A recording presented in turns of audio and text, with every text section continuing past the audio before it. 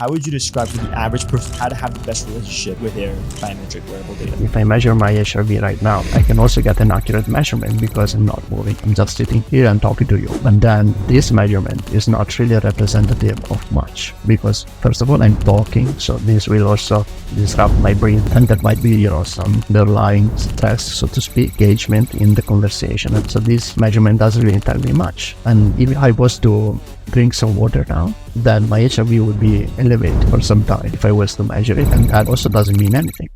All right, you guys, we're back on the Know Your Physio podcast. I'm here with Marco Altini.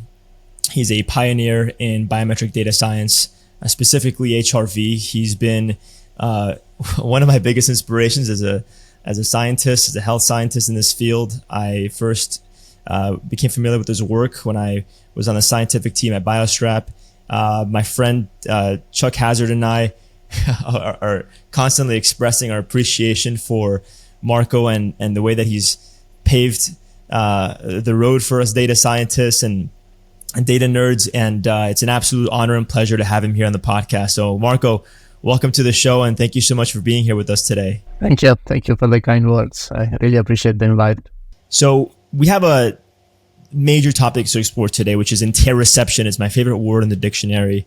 But before we get to interoception, before we get to using data as a backbone for all things performance and lifestyle and all that good stuff, why don't you tell us a little bit about why you do what you do? Why did you become an expert in such a specific niche topic? Yeah, good question. Well, I had no plan, I would say, to get into this or to develop this very niche knowledge in a way into the topic of heart rate variability and how to measure our stress response and everything from technology and the physiology of it and trying to use this data. I have a background in computer science and in engineering. That was maybe 10-15 years ago that I was studying at university, and I was maybe not particularly captured by many of the topics we were studying those days until I had the opportunity to do a course in which we basically looked at data captured with sensors that you could place also on the body to capture, for example, the activity of the heart, the activity of the brain, and all sorts of biosignals, we could call them. And that opened a world basically for me. Finally, I found something that was really engaging and interesting in a way that many of the other things I was studying were not. So I started to get a bit more familiar with the topics and go a bit deeper into this whole area. Then I did a PhD in basically machine learning applied to data captured from the body. So how can we monitor certain signals, again, for example, the activity of the heart, and then capture or estimate our behavior, our cardiovascular fitness level, or sort of things associated to health and performance biomarkers. Started two companies on similar topics, I would say. So one, we developed a sensor to track the activity of the uterus during pregnancy. So if we could see, for example, changes in uterine activity, how that would be associated to clinical outcomes, potentially to pregnancy complications and things like that. Another one, which is the one I also run right now, which is HRV for training. So we develop apps and tools to track heart rate variability and interpret that data. While developing these apps and tools and working in these companies, I developed also, I would say, a need to understand better certain aspects linked to the physiology more and less to the technology, which is really my background. So then I went again back to university. I studied also human movement sciences, it's called here in the Netherlands. It will be in sports science, basically. So a bit more the other side of the picture, how this data is normally used or understood in practice.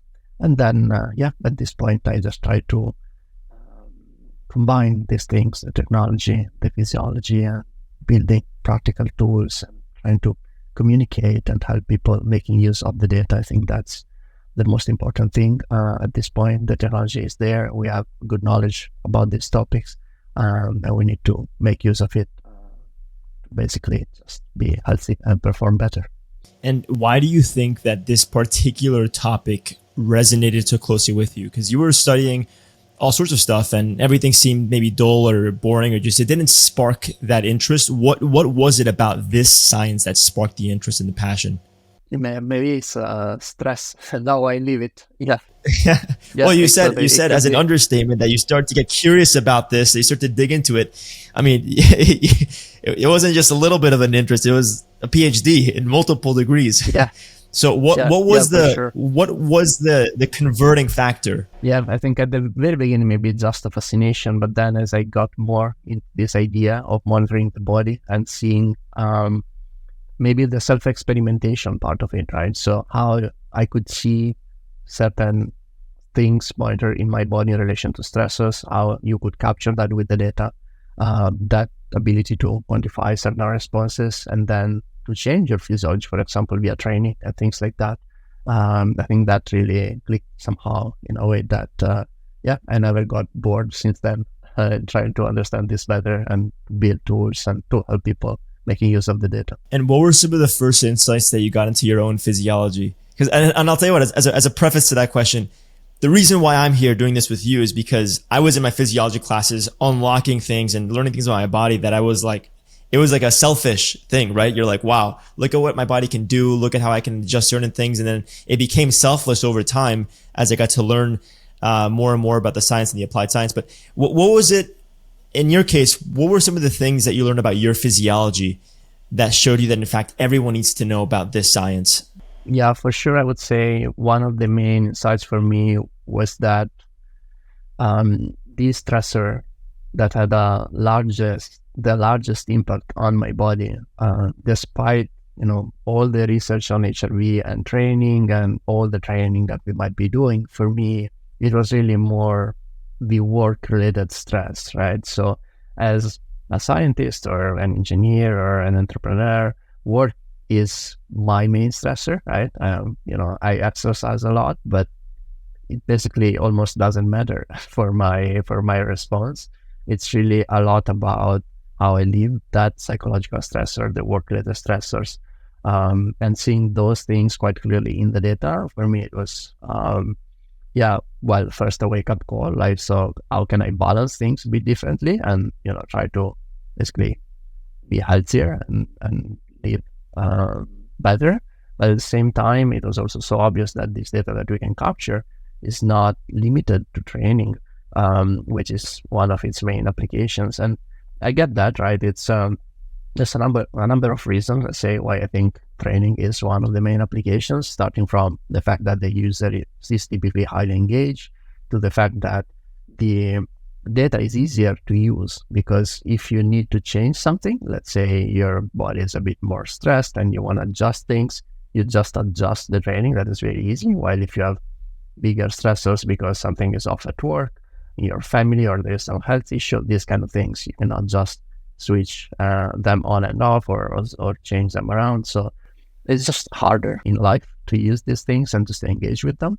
But they are equally informative because, again, stress is stress, right? Your body doesn't really care where it comes from. So eventually having the ability to capture these different responses, I think, can be very powerful.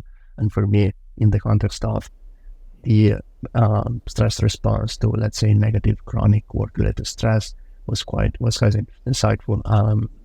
Right, and it's like with work-related stress, you could argue that there's more confounding variables because training, like physical training, you can approach it systematically, and with the insights that we get from wearable devices, we can adjust in a systematic way. But the work environment is so unique to us. It's so unique to an environment, to our team. There's so many of these variables that influence it. But like you said, the data still supports that, in fact, you are stressed, so you should take action. We need to take this and do something with it. So what were some of the things that you did with this data? What were some of the differences that you noticed once you started to apply what you know about, let's say, stress management? Yeah, for sure. So I think there's many different factors that at the same time always play a role. So first, just the awareness has an impact on, I would say, how we perceive things. Because one aspect to remember is always that it's not just stress, right? It's not uh, having to do with a stressful task does not necessarily lead to a negative stress response, right? So that is why monitoring your physiology is interesting, because if it was just a way to capture the input, the stressor, then, we would maybe not need it as much because we might know what is the stressor.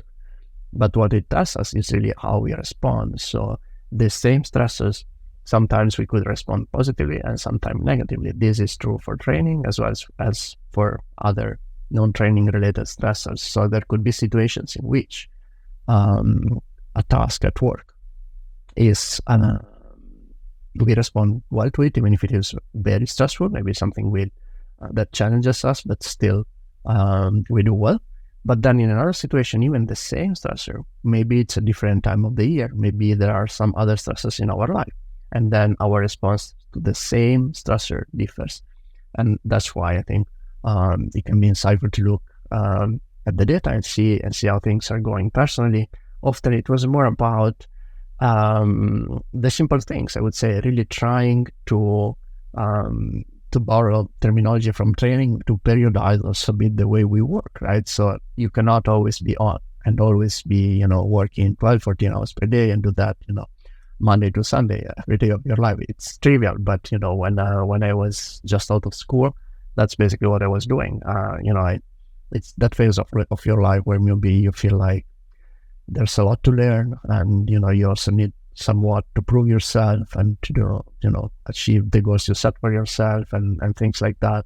And that's also a road that leads you typically to burnout and situations that are not ideal.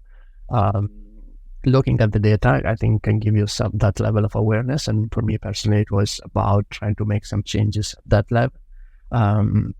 But this also is a process that at this point has lasted more than 10 years, right? So there's a lot in there. There's interpersonal relationships changing. There's finding, the place where you want to live. There's training and how your relationship with exercise as well, how that changes over the years, with basic health habits, sleep, diet, things like that, things you learn and try to prioritize over time.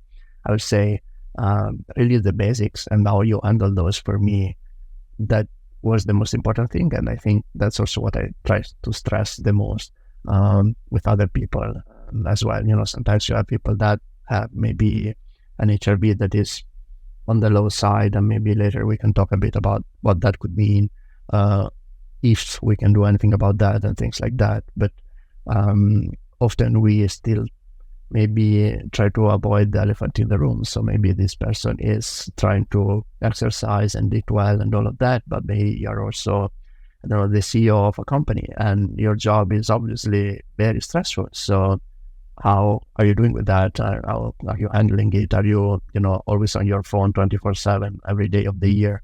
Those kind of things, like the macro stressors, I think eventually are the ones that matter the most. And sometimes we sort of try to ignore them, so to speak. Right. And so they add up, and they have a big impact on your physiology. So if you can mitigate the micro stressors, and if you can use data as a means of identifying whether or not you're chronically stressed, well, now you have more incentive and more agency over your physiology and your stress response. Now, but before we continue, because I do want to jump into the topic of HRV and, some, understanding some of this data and applying it in the right way. But before we get there, would you mind defining for our listeners stress? What's your definition of stress? What's your definition of hormesis, which I'm sure we're going to get into, and good stress and bad stress. So let's say generally, how would you define stress? What's good stress? What's bad stress? I would say that a stressor is something that causes a disruption in a system. And again, that could lead to a number of outcomes. So to look back to the second part and the good and the bad stress, what determines that typically is how we respond to that stressor. And a bit like we were saying before, that could be highly dependent on you, the context, other stressors happening at that time. It's not necessarily something associated to the specific stressor. That's part of the challenge. That's a bit how I see stress. So some agent, internal or external, I would say at this point, to the body that causes a disruption in our typical, let's call it homeostasis, or simply state of balance in our body, and to which the body responds, again, in different ways depending on the current situation. And that is, let's say, an acute effect. The acute effect is something we tend to study very well, because you apply a stressor and then you look at the response, and something even in the lab we try to look at different ways. What is more fascinating, I think, to me, and also very poorly understood in general, is how these plays are all done in the long term when things become chronic.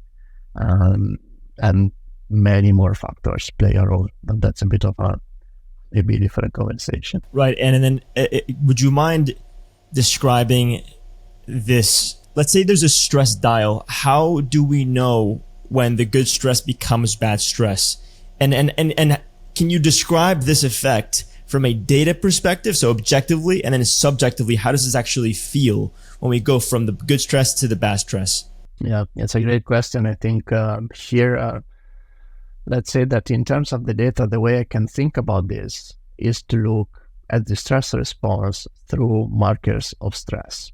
And markers of stress could be ways to capture basically one of two things typically. As we face a stressor, the body responds in a way so that we can see that response typically either in changes in autonomic activity, and that would be through markers of autonomic activity like resting heart rate or heart rate variability, or through hormonal changes, and there we might look at cortisol, for example.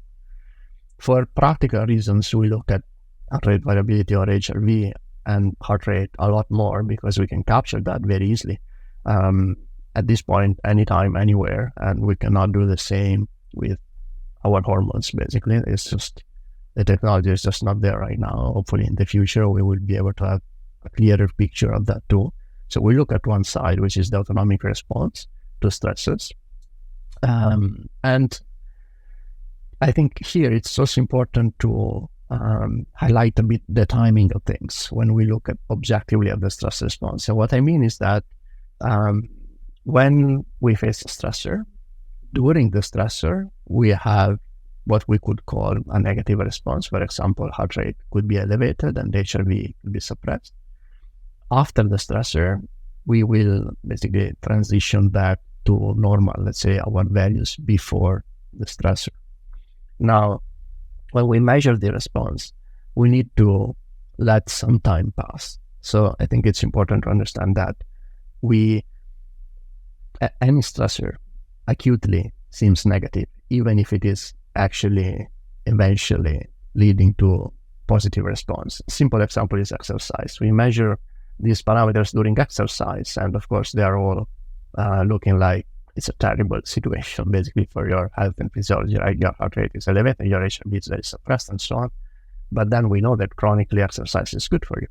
And indeed, if you do a session and then you measure after a couple of hours, you'd expect your physiology to be perfectly normal, or even in a state that is better, so to speak, so higher HRV and lower heart rate with respect to before doing this session. So it's important that even when we try to look at things objectively, we look at the right time frame. And I'm stressing this because now there's more technology that measures HRV all the time.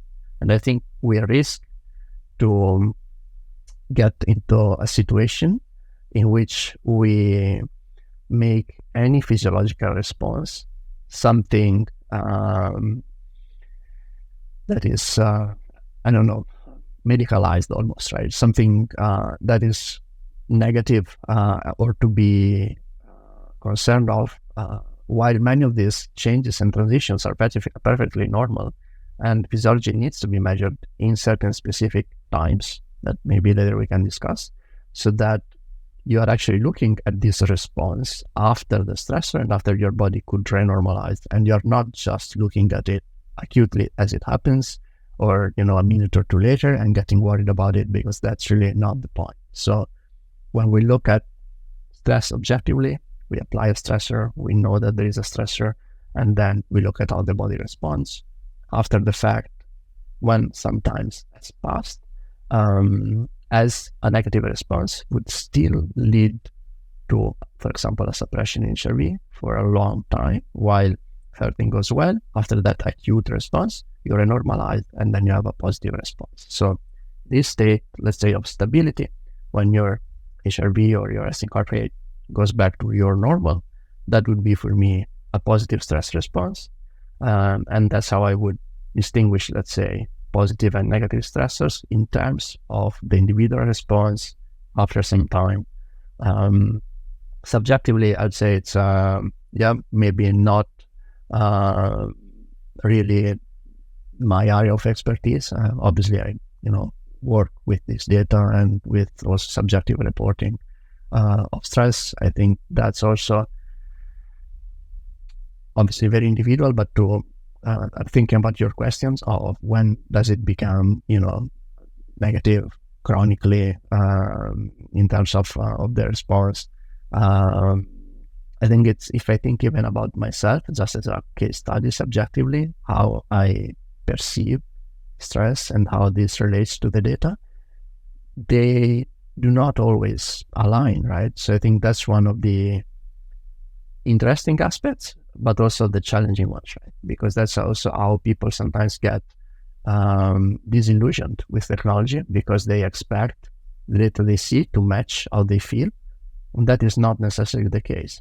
There could be different things, could be different dynamics, right? Sometimes maybe we have some sort of buffering capacity for stress, right? I had an example. Last week I was in a short business trip, actually to Oulu to visit Aura in Finland, and then those 2 days, you spend time flying in airports and then working, and then you get there and you don't sleep much, and bed is not your bed, and then you wake up early to train and those sort of things. And I felt very fatigued and stressed, right?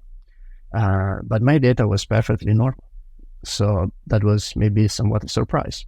I thought, okay, maybe, I had a couple of good months with basically a very stable life here.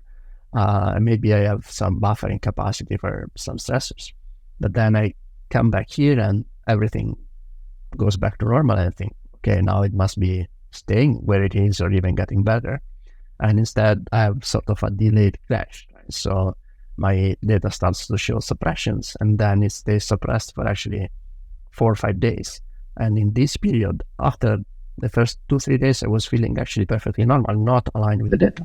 But then the fatigue caught up to me, and then eventually they were aligned, and the data was basically telling me what was going to happen before it happened. Because then I started really feeling the whole thing and the fatigue and so on. So I think the dynamics of our subjective perception and what the data capture are not necessarily something that need to be aligned. There could be situations in which one is more informative than the other.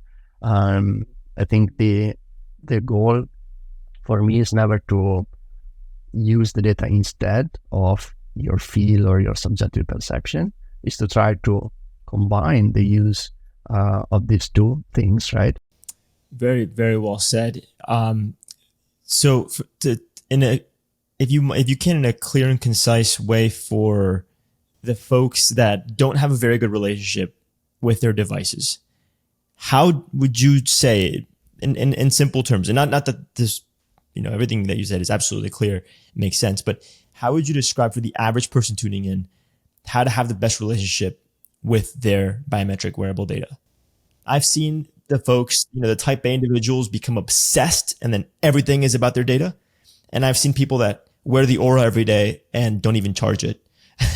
So how do you find the good balance between having wearable data and then feeling good about how you're applying this? What's the ideal circumstance?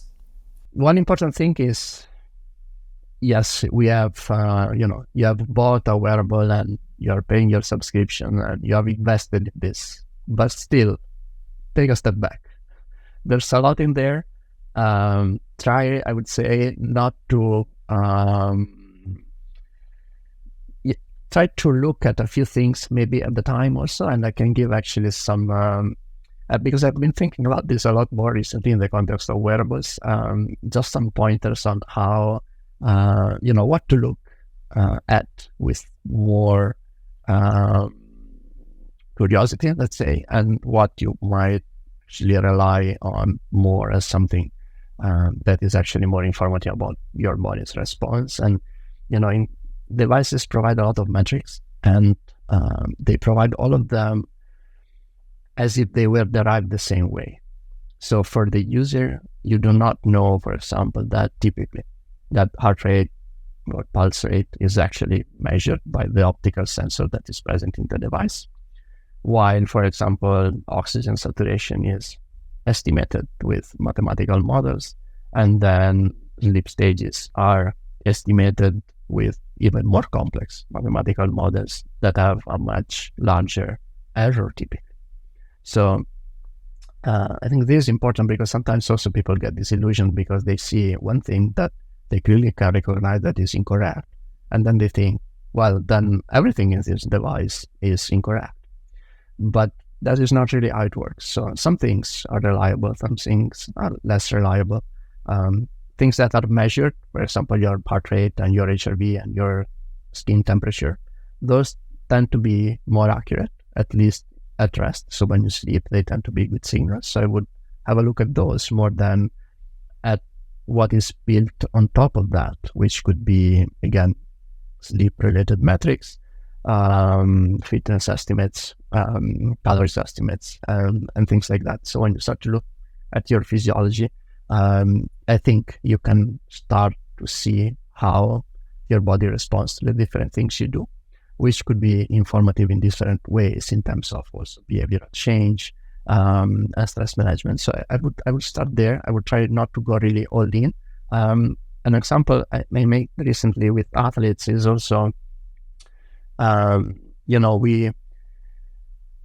we let's say the companies that sell these devices also try to build a bit of this rhetoric that you need to capture all this data 24/7, and that is so insightful. But if we take a step back and think a bit as athletes, what is our main limiter most of the time?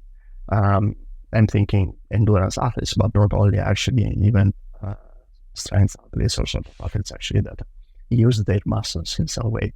Typically muscle soreness will be our main limiter, and there is no way any of these sensors can measure it. So I think this simple realization should make us understand that we have clear limitations in terms of what is captured, and we cannot rely entirely on these devices because some things at this point we can only perceive them ourselves. For example, how sore we are.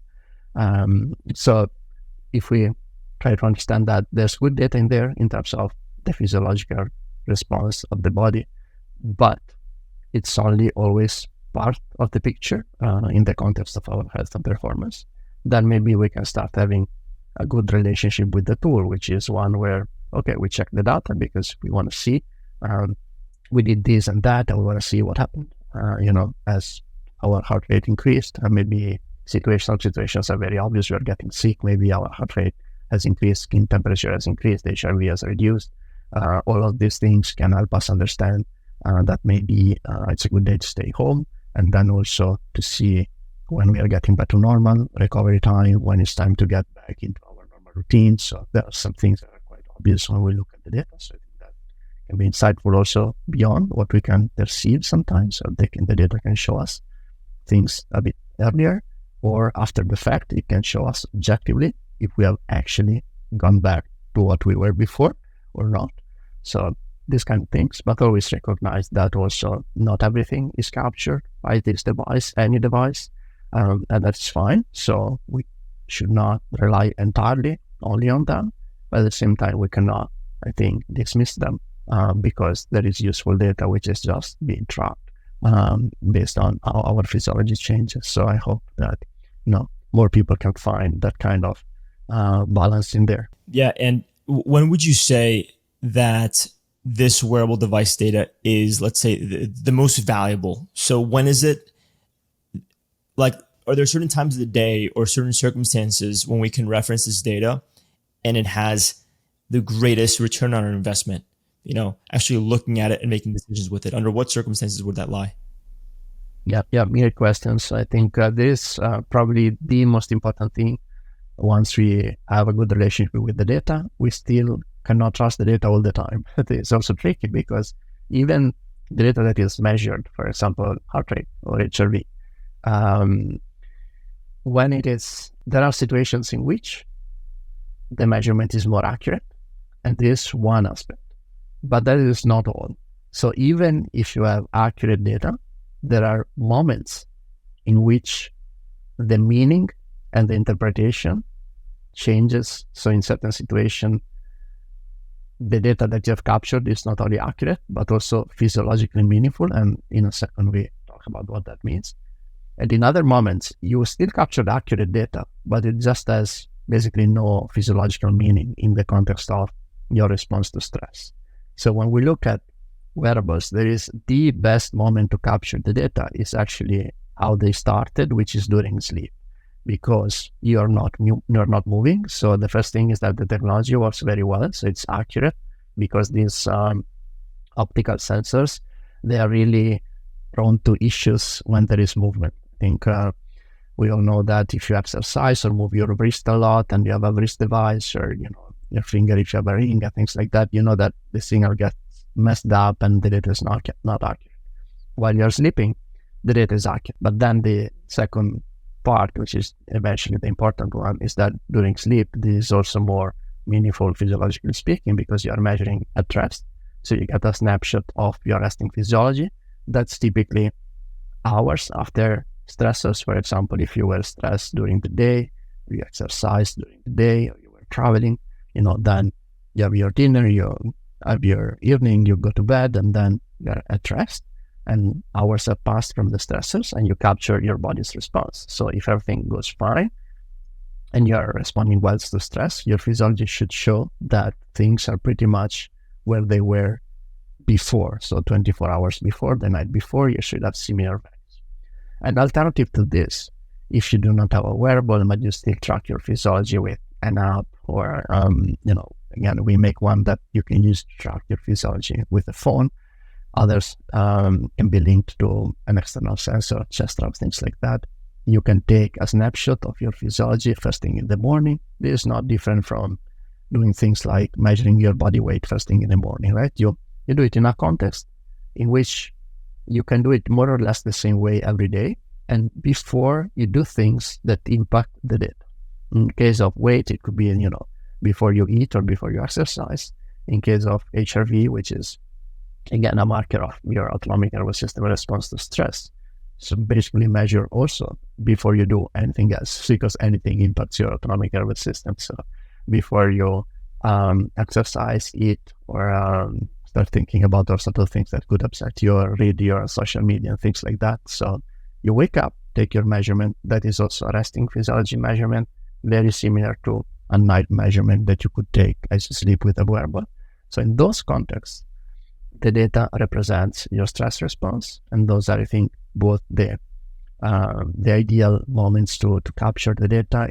Because if you measure, for example, if I measure my HRV right now, I can also get an accurate measurement because I'm not moving. I'm just sitting here and talking to you.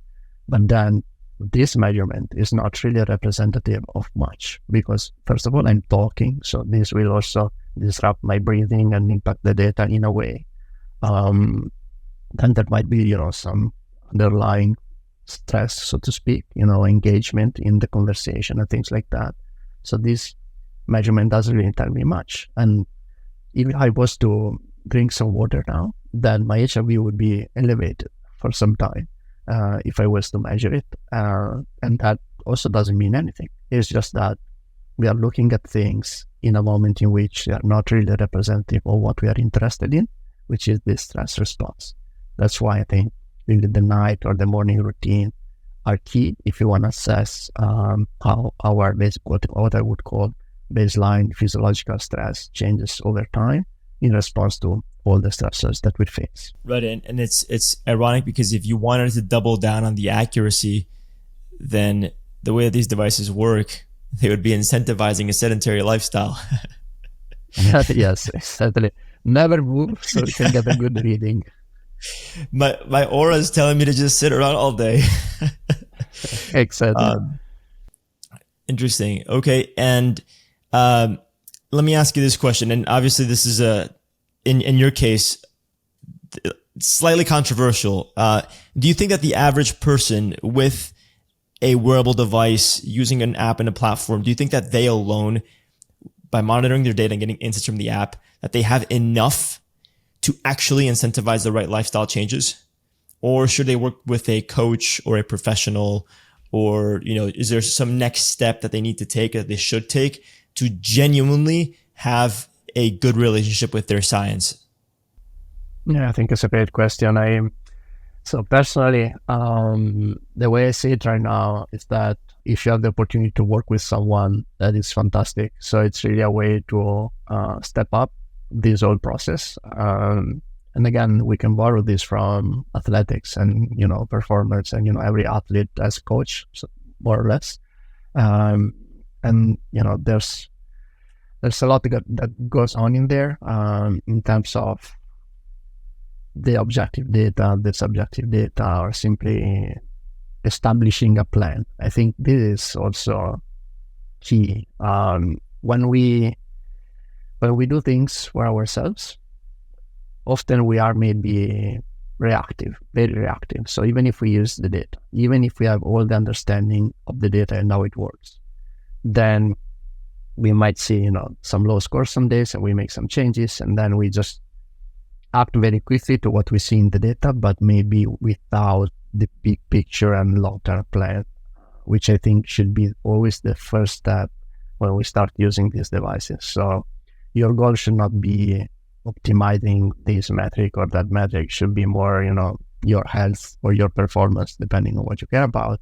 And then you use the metrics to make some changes so that you get there. But yeah, working with someone, I think it's very powerful. We can, of course, just use the data.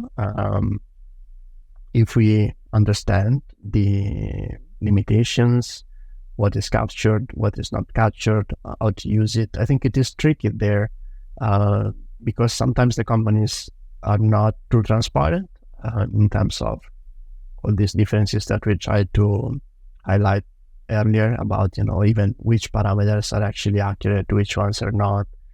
Everything, there's a lot of claims about everything always being great, but some things are better than others, and then it's easy to get fooled. I've seen a lot of people doing all sort of micro lifestyle changes and then looking, for example, at how this would impact their sleep stages.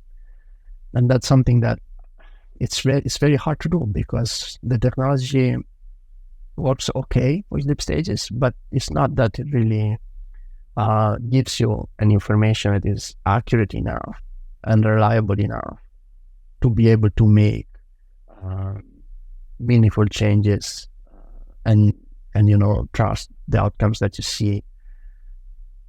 And this can become a problem if we don't understand the difference between, looking at, again, your heart rate that is measured and all these things that are estimated and have a degree of error, because then maybe we implement changes that really do not have a meaningful impact on our body.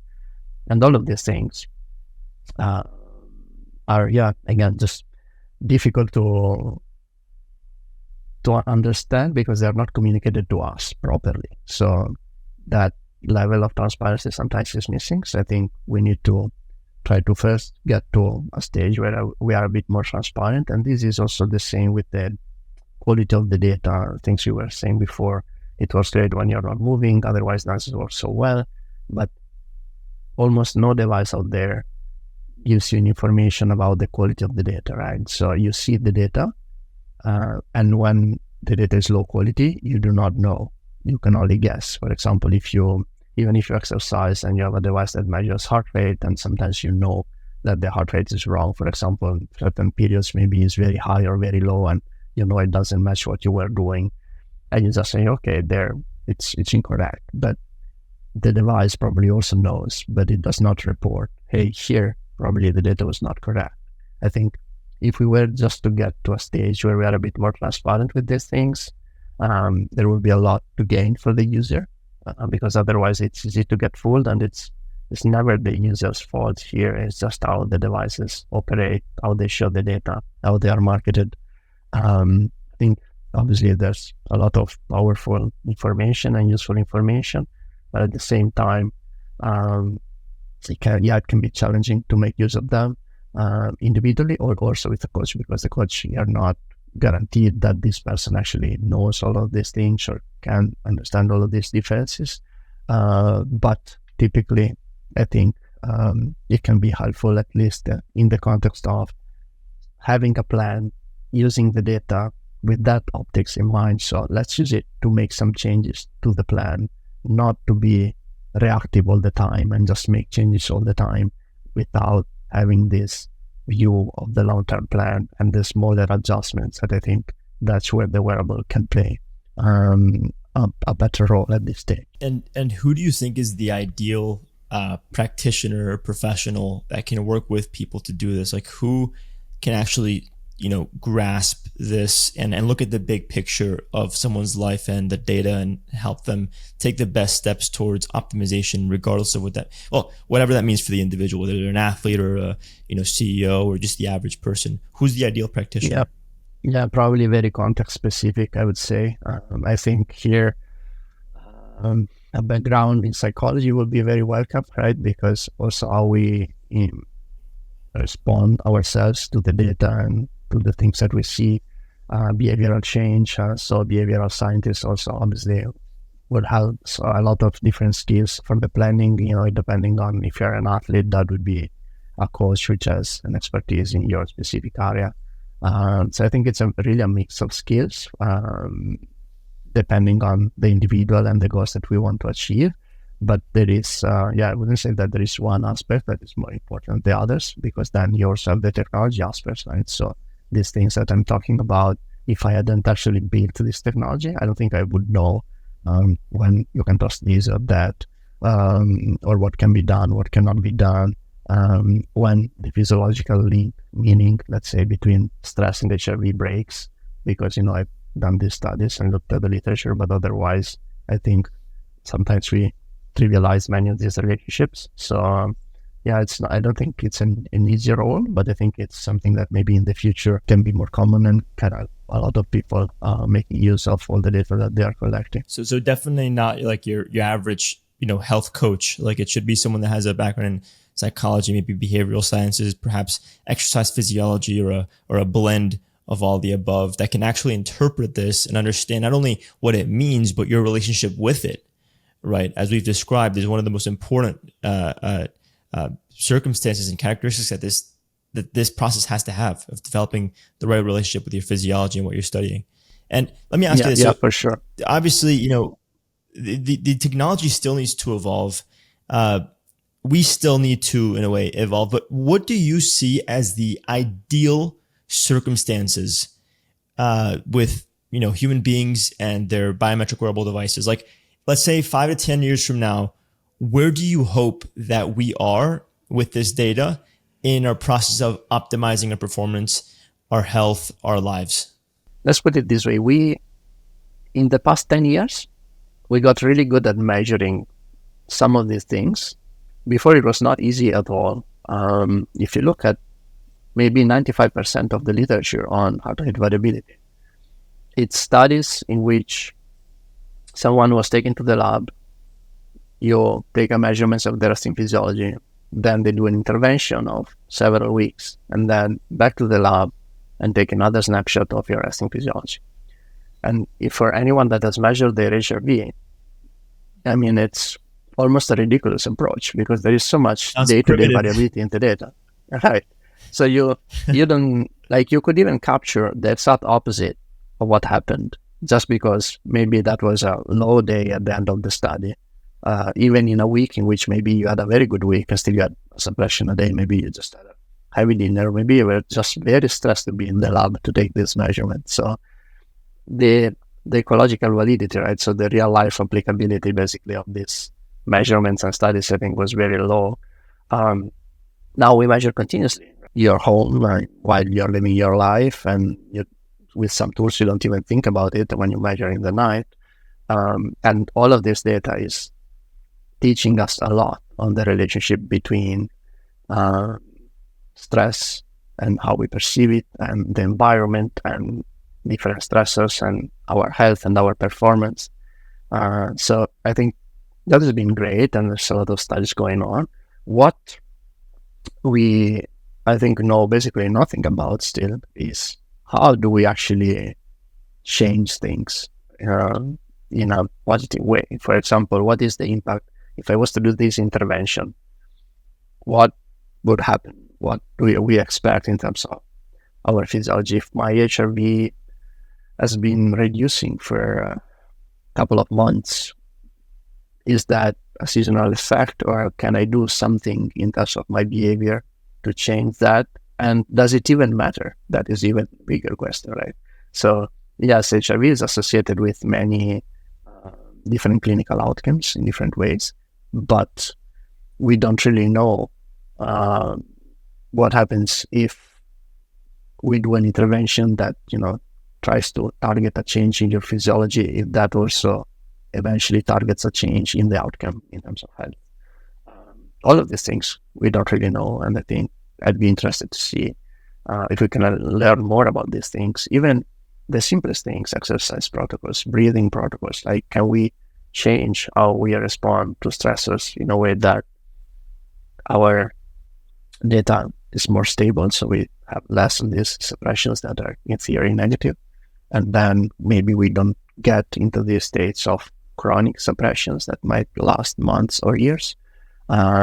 So yeah, I would hope, in the next decade, now that we can measure things so easily and that a lot of people are using them, maybe we learn more about how we influence them with simple protocols that might help our health and performance, and also try to learn maybe later how the change in the metric leads to or associates with a change in the actual outcome, which is eventually what matters more than the metric itself. It's wonderfully said, and I'm looking forward to that future as much as you are.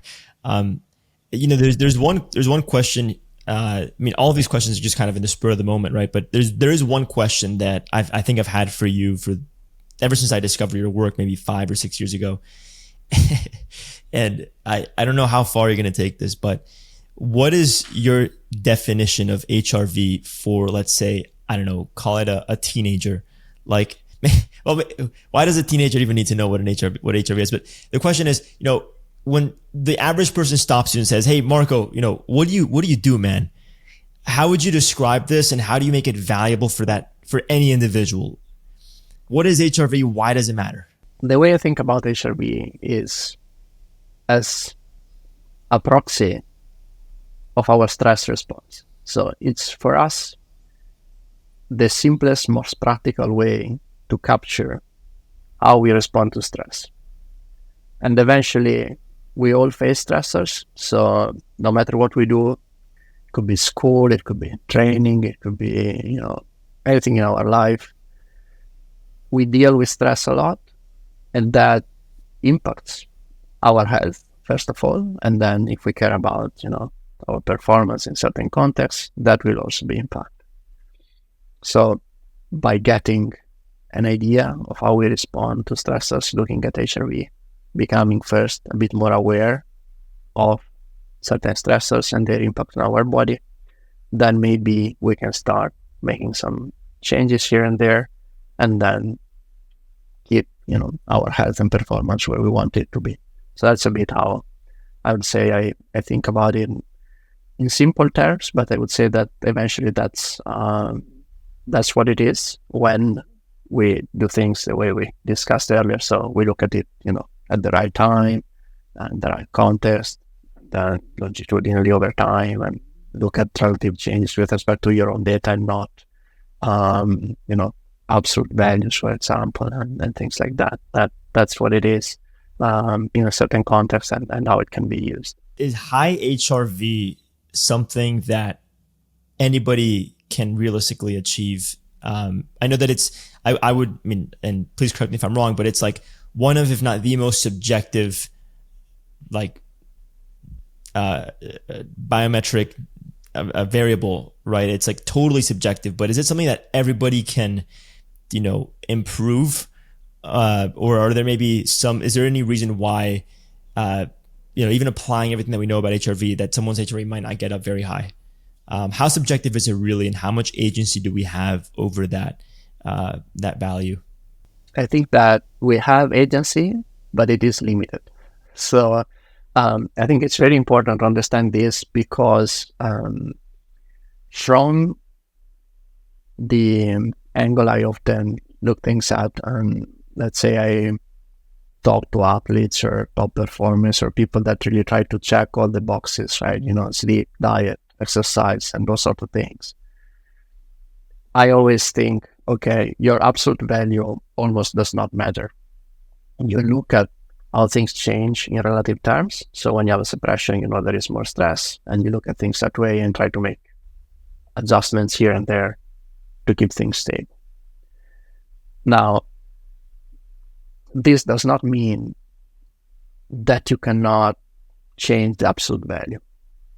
And there are situations in which, for sure, you can change it even by a lot. And I'm thinking, if we think about just the health of, the current state of, let's say, the Western world, right? So obesity, diabetes, all sort of issues. Obviously, most people, if we measure their resting physiology and we put them through behavioral and lifestyle changes, their resting physiology will change dramatically. So things can change, but I think we do ourselves a disservice if we start looking at this metric and we think that we want to increase it, because there is a strong genetic component. That means that more or less our HRV is around a certain value. And then if we are already healthy, it might be that it never goes higher than where it is. And it is useful in this context of capturing stress responses and making adjustments. And you might get to better health and better performance, but not necessarily better HRV. So I think it's important that we use the tool as a tool and not as the metric to necessarily optimize, because that might not be realistic. So that's why I don't like to say that. I mean, we do have agencies. Again, we can change it, but I like to put some constraints around that, and also to shift typically the conversation around, let's look at relative changes and let's use the data that way, because it might be that in absolute numbers, it just will not change. We don't understand these things very well. Like, some people have very low HRV, so to speak, with respect to the population. If you look at the distribution of the population, some people will be on the lower end and they are healthy and they perform well and they do all the right things. And I don't think we have an understanding of why that is the case. But clearly at that point, there's some genetic component there that does not make it so easy to implement changes. That's why I think we should look at relative changes always also within the context of what we discussed earlier, of trying to have a healthy relationship with the tool, with the metrics, use them effectively for what they can do. And then if we make sometimes some lifestyle changes and things like that, or if we have a lot of room for improvement, then for sure we can also change our absolute HRV, so to speak. But that is a bit, let's say, the framework in which I try to work in. Does that make sense to you? Yeah, absolutely. So, and I think that the main thing here for folks tuning in is like using HRV as a proxy, but not as the thing that you're trying to optimize. Like, try to optimize your behavior, try to optimize your lifestyle, and then look at how this may reflect on your HRV. But I see a lot of people, a lot of my clients included, high performers in all categories, who go, hey, I just need to get my HRV up. Like, I want to get it up like 20% or 20 points. And I'm just like, no, let's improve your quality of life. And if it reflects, then great, but I want you to feel the difference.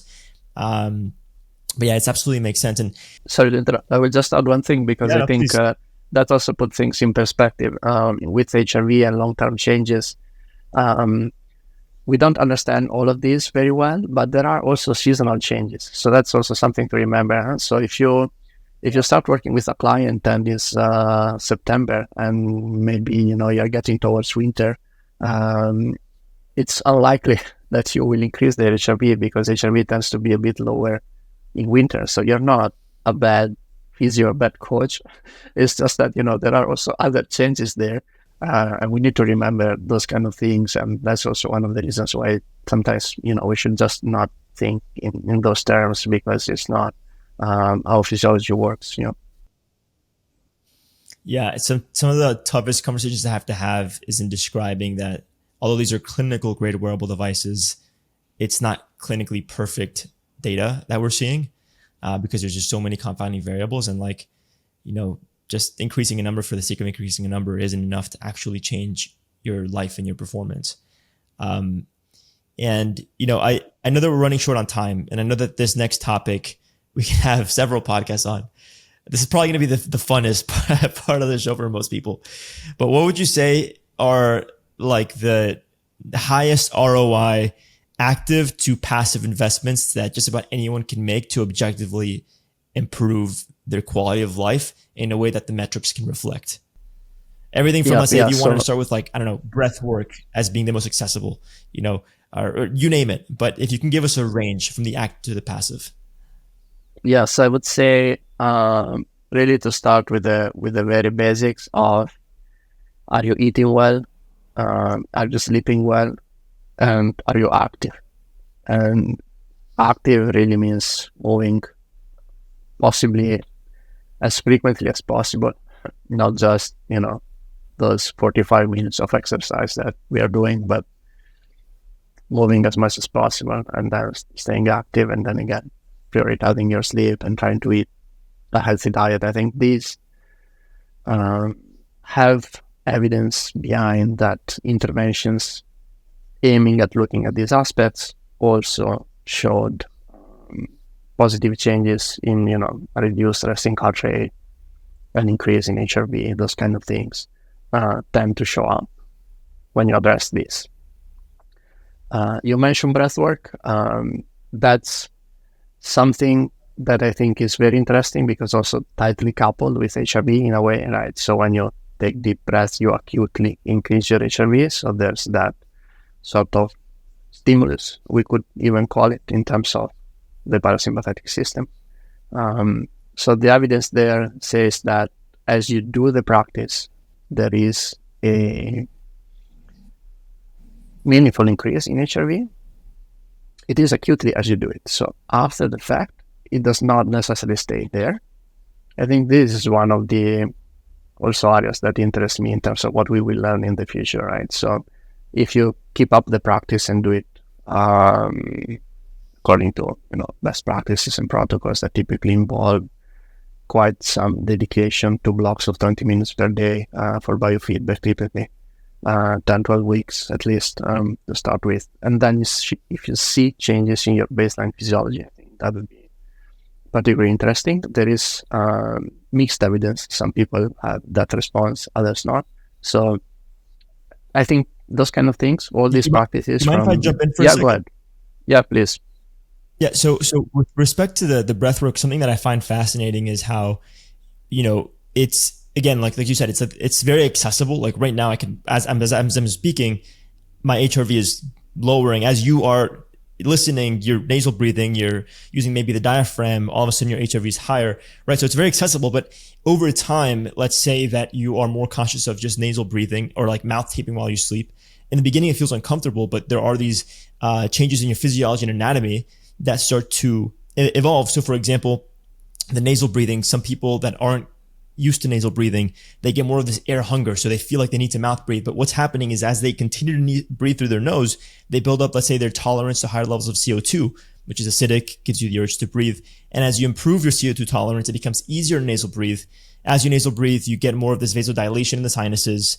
So there's like all these different changes in your anatomy and physiology. And I would say, yeah, like if you can pair this with biofeedback, oh my gosh, like now you have everything you need to really, truly evolve the way that you breathe. And then boom, you have higher HRV and better control over your autonomic nervous system. So to me, that's fascinating because it can be used from everything from an active intervention all the way to a very, very passive intervention. I can have a profound influence on your performance in a podcast to a Olympic, time trial. and everything in between. So just wanted to, share my perspective. Yeah, you make a great point there, especially on how the practice might lead to other changes, right? I think even in our mind, right? So if I practice meditation, I do not necessarily expect a change in my HRV, but it changes the way I deal with stress then all the time, or at least I try to get there, right? To be less reactive, to respond differently when I face stressors or things that might annoy me, right? Sometimes just the act of doing it or remembering that I do that, you enter in that sort of character and you're like, okay, if I am this person that does this, I cannot be this person that gets all furious about trivial things, right? So I think it becomes part so of our many things identity, play which a is role the eventually. deepest. Exactly. Interestingly, we've talked about this sort of stress dial, right? And how, we can add in these hormetic stressors. And if we can notice and monitor our physiology while we're engaged with them, we have more agency over our response. And what I've noticed personally is that there's three things that I've noticed, and I just want to get your take and perspective. Maybe you can help me elaborate for the audience and help them gain some value here.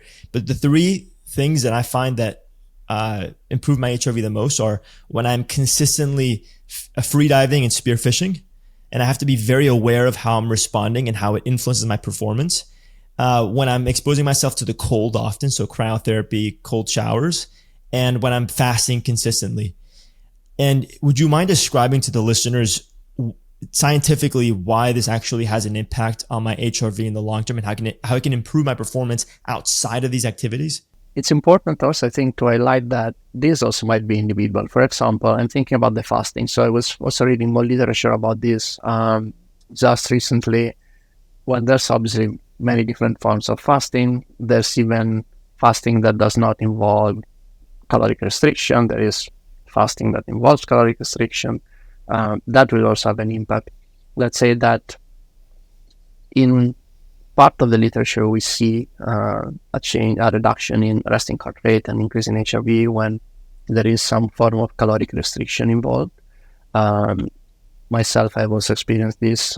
If I restrict calories a bit to lose some weight in the context of endurance and performance and for a race and things like that, typically I have quite an immediate acute response with heart rate that goes very low and HRV that goes higher. It's not the same for everyone. Some people, maybe their body really feels that this is some sort of negative stressor, and they go the other way around.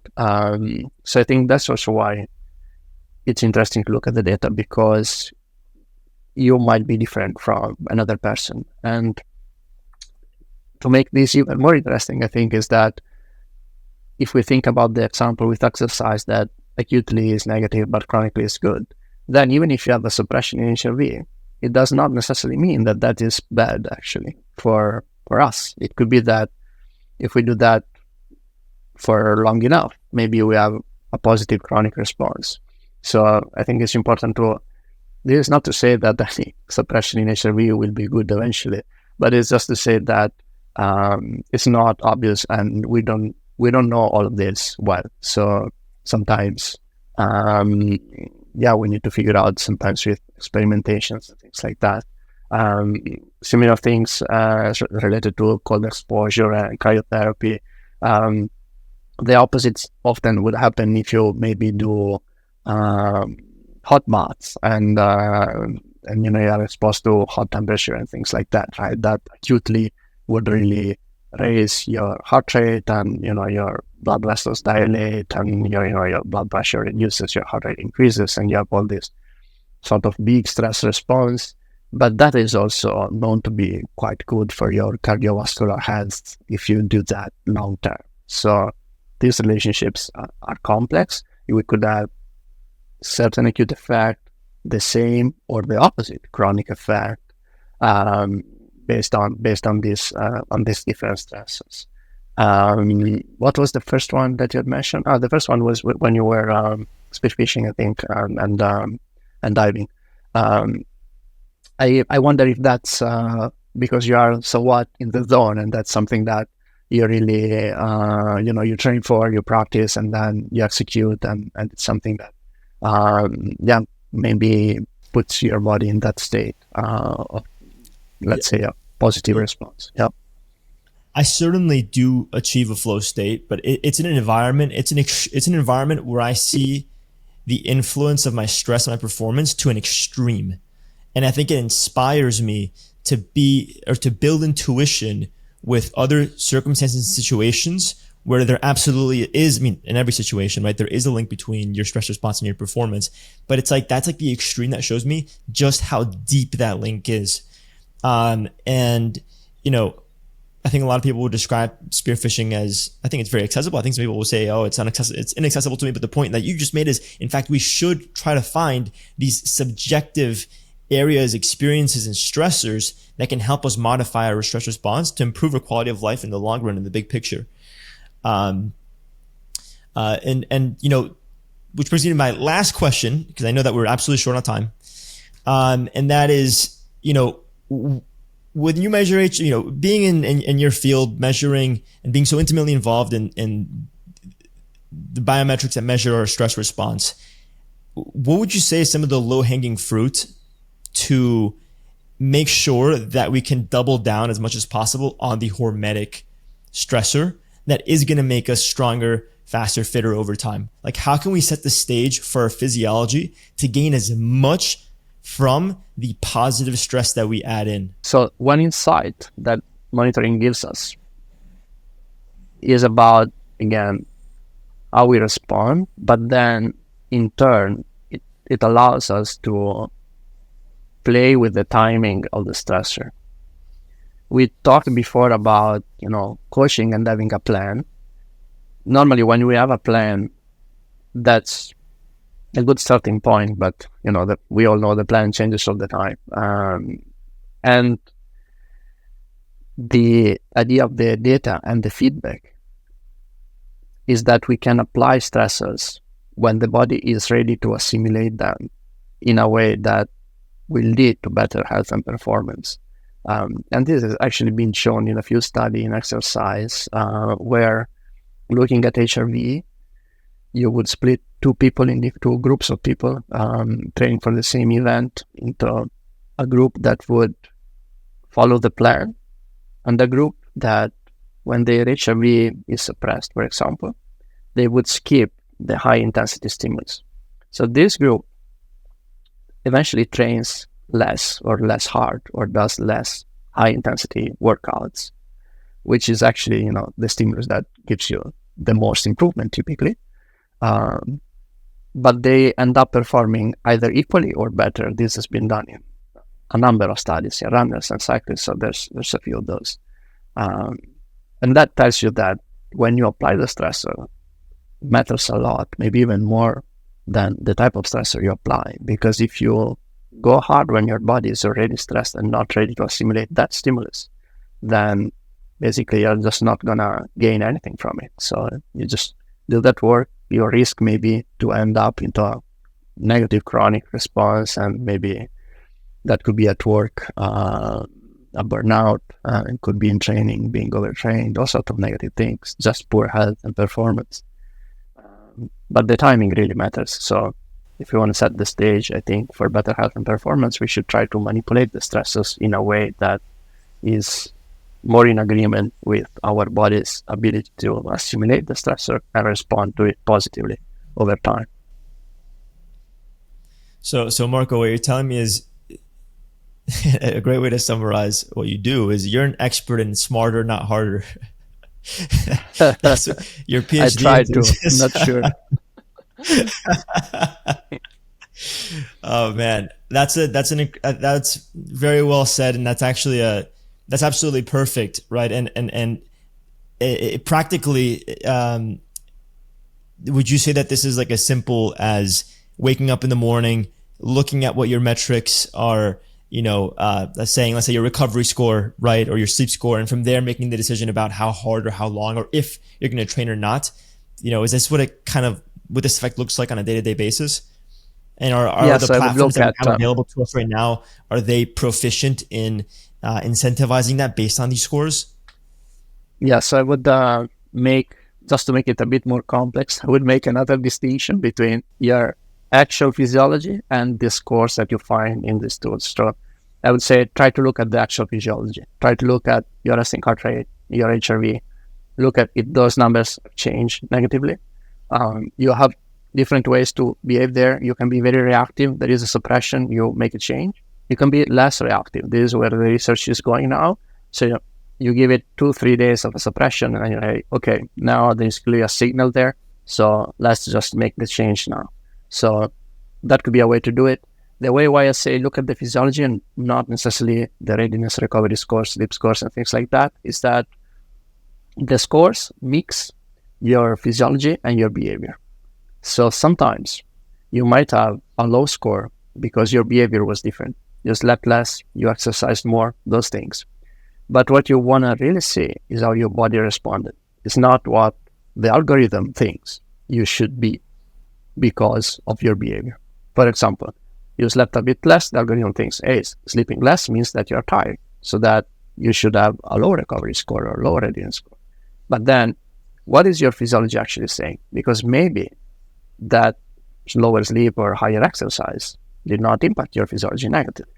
And if you are maybe doing something specifically like training more on purpose because you want to lead to a certain response, then you really want to see, hey, how am I handling this higher intensity or volume training block? Is my physiology normal? Great. Is it suppressed? Not so good. But if you look at these scores, they mix the two things, the behavior and the response, in a way that you really don't know what is happening there. That's why I would not use those, even though that's the first thing you see. I would not use those for the decision making. There can be something useful in there as well, of course, especially if you don't have a plan. Then maybe they try to, combine a bit of everything and give you something that again is a bit of a reactive approach, but still is not to dismiss them entirely, but it's a mathematical model with certain expectations depending on what's the input, and the input is not just physiology, it's also behavior.